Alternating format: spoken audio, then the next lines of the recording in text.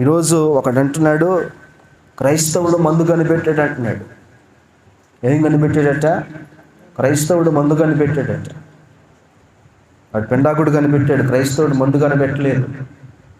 క్రైస్తవుడు ఈరోజు విమానాన్ని కనిపెట్టాడు, క్రైస్తవుడు రైలు కనిపెట్టాడు, క్రైస్తవుడు క్లోరోఫామ్ని కనిపెట్టాడు, క్రైస్తవుడు బల్బుని కనిపెట్టాడు, క్రైస్తవుడు ఫోన్ని కనిపెట్టాడు.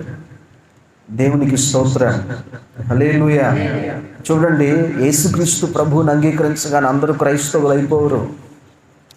అలాగే ఒక క్రైస్తవుడు కడుపును పట్టినటువంటి బిడ్డ కూడా క్రైస్తవుడు అయిపోడు. నా పిల్లలు క్రైస్తవులు అవ్వరండి. వారు ఎప్పుడు క్రైస్తవులుగా మార్చబడతారంటే యేసుక్రీస్తు ప్రభు నామాన్ని వారు అంగీకరించి విశ్వసించినప్పుడు, వారు యేసుక్రీస్తు ప్రభు నామాన్ని అంగీకరించి యేసుక్రీస్తు దేవుడని వారు బాప్తిసం తీసుకున్నప్పుడు వారు క్రైస్తవులుగా మార్చబడతారు. క్రైస్తవుడు కుటుంబాల్లో ఈరోజు పిల్లలు పడితే వారు క్రైస్తవులుగా మార్చబడరు. అసలు క్రైస్తవులు అంటే ఎవరు అంటే, అంతియోకియలో మొట్టమొదటి శిష్యులు క్రైస్తవులు అనబడినని అపోస్తుల కార్యాల్లో రాయబడి ఉంది. అంటే ఎందుకు అంతియోకియలో మొట్టమొదటి శిష్యులు క్రైస్తవులుగా మార్చబడ్డారంటే, వారు యేసుతో కూడా ఉన్నారు. ఎవరితో కూడా? యేసుతో కూడా ఉన్నారు. యేసుతో కూడా ఉన్నవారిని అని గ్రహించి వారిని క్రైస్తవులుగా పిలిచారు అంతియోకియలో. చూడండి, అపోస్తుల కార్యాలు 4వ అధ్యాయంలో మాట రాయబడి ఉంటుంది. 11వ అధ్యాయం అండి. అపోస్తుల కార్యాలు 11వ అధ్యాయము 26వ వచనం. వారు కలిసి ఒక సంవత్సరం అంతయు సంఘములో ఉండి బహుజనములకు వాక్యము బోధించరి.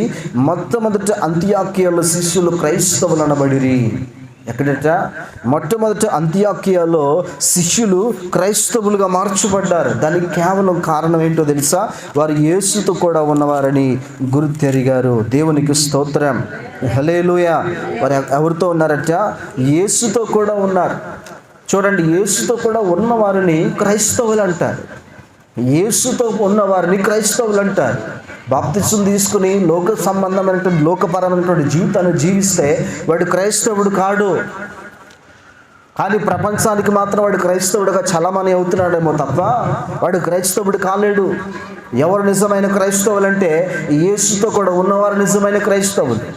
ప్రార్థన చేసేవారు, పాపాన్ని అసహించుకున్నవారు, మందిరానికి వచ్చేవారు, క్రమం తప్పకుండా దేవుని మందిరానికి వస్తూ దేవుని ఆరాధించేవారు, ఎల్లప్పుడూ కూడా భక్తి జీవితంలో వారు కొనసాగించేవాడు.